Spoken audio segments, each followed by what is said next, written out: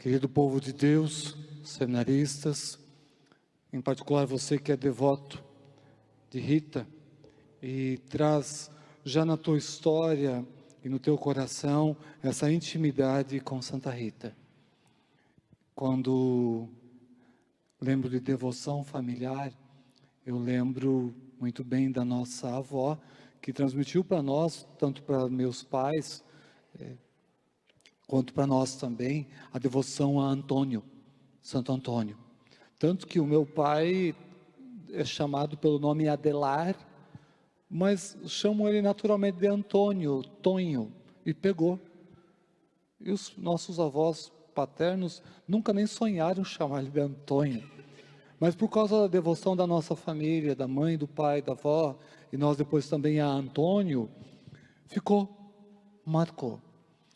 A devoção vinda por herança, ela inspira gerações ao seguimento do Senhor. A fidelidade, a busca dela, ao cuidado com aquilo que é sagrado, com uma grande riqueza. E o que nos mantém de pé como filhos, lá em casa eu bem sei que no nosso caso é o pai e a mãe e a fé que eles têm. Por mais que simples e também bem limitada, que de vez em quando o bicho pega lá debaixo do telhado também, como na casa de todos nós. Mas eu posso dizer que a devoção vem de lá. Então, ao olharmos hoje um pouco para o tema de Rita, bem-aventurada, aquela que traz no coração o desejo, a vontade e a decisão de seguir o Senhor a qualquer custo, a qualquer custo.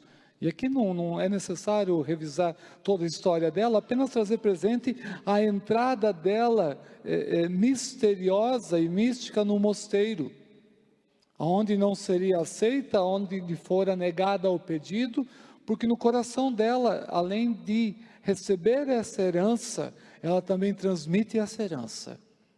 A deseja para os filhos, a desejou para o esposo e a deixou de herança para a igreja, para mim e para você. Então o que a gente aprende, essa frase é antiga, eu uso ela bastante, mas ela é bem sincera. E não é teológica, ela é popular. O que a gente aprende na mamadeira a gente não esquece. Depois vem o conhecimento, vem a informação e ela lapida o que a gente aprende na mamadeira, o que a gente recebe de herança. Então nunca abandone o que você recebeu na mamadeira de herança. Lapide, não fique acomodado nisso apenas. Rita insistiu, persistiu. E de tanto insistir, numa dessas de manhã, as monjas a encontraram dentro do mosteiro, o qual eles não deixaram ela entrar. Colocaram inúmeros impedimentos, seja a vida familiar, conjugal que ela teve, seja os filhos que ela teve, seja a história que elas conheciam dela. Aqui não se trata de julgar as monjas ou a igreja pela postura delas. Aliás, como é fácil, né? O diabo se usa muito disso na boca da gente. Alguém da igreja pisou na bola, a gente aproveita para derramar com aquele veneninho que escorre na ponta, tudo aquilo que a gente não gosta na igreja. Bem feio isso. Bem feio. E nos afasta da igreja, nos afasta de Deus. E a gente aproveita. Por isso que eu digo, não cabe aqui julgar a atitude das monjas. Elas estavam a preservar algo sagrado que era a vida religiosa de monastério, de mosteiro. E Rita recebe essa graça por sua persistência, mas principalmente por sua decisão. A partir do que ela experimentou, escorada, animada, apoiada, aninhada no coração de nosso Deus, no amor que ela tinha por Jesus Cristo, recebeu a graça. E eu acredito que esse é um pouco o passo que a gente dá vindo ao santuário para rezar, para participar da novena. E aí, dia de novena não é dia também só de paróquia, é dia de fiéis que vêm de todos os espaços e paróquias. Valorizemos sempre a nossa paróquia, a nossa comunidade, é lá que nós somos cristãos.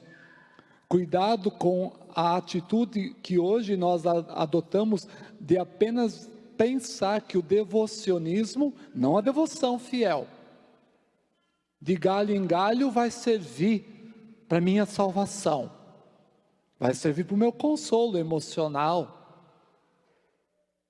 espiritual talvez, mas o que realmente vai me fixar, como Rita se fixou na vida religiosa, acreditou em uma estrutura da igreja que a levasse à santidade, é a nossa comunidade, é a nossa paróquia, onde nós somos fiéis a uma comunidade que é fiel a Jesus Cristo, onde nós participamos, onde nós nos envolvemos, porque é cômodo e bonito também, a gente participar. Não, eu tenho tempo só para as novenas, gosto dessa, gosto da tela, que bom. Aos seminaristas nós motivamos as devoções, as inspiramos, no nosso caso dos padres do Sagrado Coração de Jesus, voltadas ao coração de Jesus, ao coração de Maria e alguns santos e santas da nossa devoção, e as motivamos, mas sempre recordamos, o centro da igreja é Jesus Cristo, o centro da igreja é a comunidade, nunca deixou de ser, é a comunidade. O religioso, a religiosa, ingressa nessa vida porque acredita que ela está fundada não numa pessoa só. A vida religiosa a qual Rita escolheu adentrar e foi atendida de maneira mística, ela se dá na comunidade. Padre Maico bem sabe das nossas alegrias e das nossas lágrimas e dores, do caminho que a gente percorreu até o sacerdócio, e o quanto a gente também percorre depois. Mas dentro desse processo, a gente sente no irmão que está do nosso lado, e as religiosas na irmã que está do seu lado, e que tem alguém que pensa como eu, que caminha comigo, que está ali próximo, se eu realmente preciso. Dos mates que nós tomávamos nos 4 anos de teologia, no dia a dia da faculdade, que nos animava a estudar, inclusive aquilo que às vezes a gente não entendia muito bem, temos boas e ótimas recordações. Boas e ótimas recordações. Rita adentra na vida religiosa consagrada a partir dessa experiência que ela deseja de unir-se a Cristo, mas ela sabe que ela se dá na comunidade. Ela se dá com o outro. E a partir disso, ela abraça e absorve o Evangelho na sua essência. Já não se trata mais como ela fazia também já antes, mas ali se intensifica, porque a comunidade dá oportunidade para isso. Ela absorve a comunicação do Evangelho. E o Evangelho, amados e amadas, ele gera fatos, ele ajuda a viver. Como é que ela entrou no mosteiro? É misterioso.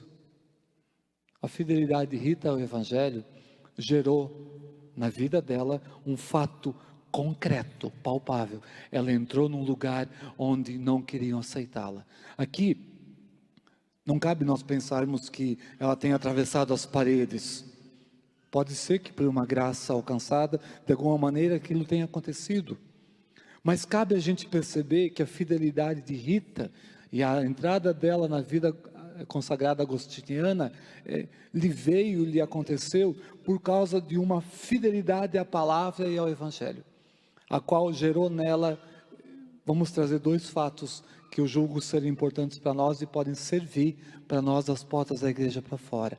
O primeiro dela, a adesão a Jesus Cristo na fé. Adesão a Jesus Cristo na fé. E o segundo dela, essa vivência que a partir dali passou a ser diferente. Passou a ser diferente quando ela entrou no mosteiro. Gerou fatos de mudança. Que fatos de mudança eu venho pedir na novena, para que através da palavra, o Senhor gere na minha vida. O que você está precisando? Não dos troquinhos, de trocar o carro, né? Ou de fazer a reforma do telhado do seminário, que a gente está estudando como vai fazer, porque tem que fazer. Não. O que é fundamental e o que vem antes? O que está lá embaixo e vem antes. E quando eu lembro da minha felicidade, da minha fé, me vem à mente. É isso. É isso que Rita pede a Deus. A essência dela é encontrar-se com Cristo.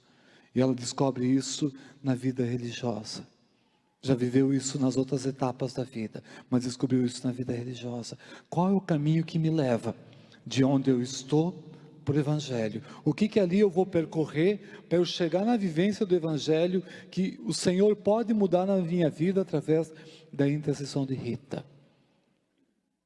E é preciso recordar do que talvez a gente precisa deixar para poder acolher essa graça que Cristo nos concede através do Espírito que Ele nos envia. Os discípulos, eles têm um certo receio de se afastar de Cristo, ou então que Cristo se afaste deles, porque pelo tempo que eles conviveram, eles têm uma grande segurança. Eu olho para os meninos lá em casa, eles fazem a experiência, nós a fizemos, você a faz. Tem aquele tempo que a gente sai do ninho, né? E o ninho esvazia. O ninho esvazia. E aí a mãe diz, mas podia ficar em casa, né? Podia comprar uma casa aqui perto, no bairro, né? Para eu ver os meus netos crescendo. No nosso caso não tem neto, né? Mas tem um monte de piá no caminho que a gente acha. Tem que cuidar, né? E criar também. E a mãe não quer que a gente se afaste. E os próprios filhos às vezes têm esse sentimento, eles querem ficar perto, e hoje isso acontece muito. Os jovens cada vez numa idade mais adiantada ficam em casa e nem saem. Se der para ficar lá, é bom ficar em casa. E tem até um certo apego que é maior hoje do que anos atrás. Antes os piás saíam com 12 anos e choramingavam um pouco e bora. Hoje eles vêm com 15, 16, 18, 25, 28 e saudade da mãe. Que bom, mas custa deixar. Para os discípulos era um pouco assim. Jesus Cristo, ele estava anunciando nessa altura do Evangelho que ele voltaria ao Pai. Na concepção deles, voltar ao Pai era deixá-los, abandoná-los, deixá-los sozinhos. No Evangelho de dias atrás, ele declarou: não vos deixarei órfãos. Nós estamos nos preparando para Pentecostes. Ele está falando que o defensor virá, não vos deixarei órfãos, mas os discípulos têm medo, e entre eles estavam questionando, o que quer dizer esse negócio de que ele vai voltar junto do Pai? Medo de perdê-lo, porque ele era a segurança, medo de perdê-lo. Quer ver quando a mãe chega, olha, é hora de tudo, arrumar um apartamentozinho e vaza, é hora de sair de casa. Ou a hora que o pai e a mãe vão dizer, não, vocês vão ficar aqui, nós vamos para frente. Os discípulos tinham esse receio de perder Jesus Cristo. E aqui eu só queria entrar nisso para mergulhar um pouco no contrário. E que nós sejamos bem sinceros conosco mesmos, porque a fé ela é feita e construída, e a gente cresce e amadurece na vida da oração e na fé com sinceridade e autenticidade, não macerando, enganando o próprio Deus. O padre, o outro a gente engana. Mas Deus não, nós temos que ser sinceros conosco. Os discípulos tinham medo que ele se afastasse, mas e eu? Eu tenho tido medo de me afastar de Deus e procurar outras coisas? Ou eu tenho uma facilidade para eu me afastar de Deus? Rita, pode ser para mim uma inspiração de querer deixar o mundo e me unir a Jesus Cristo? Na vida religiosa, na vida consagrada e sacerdotal?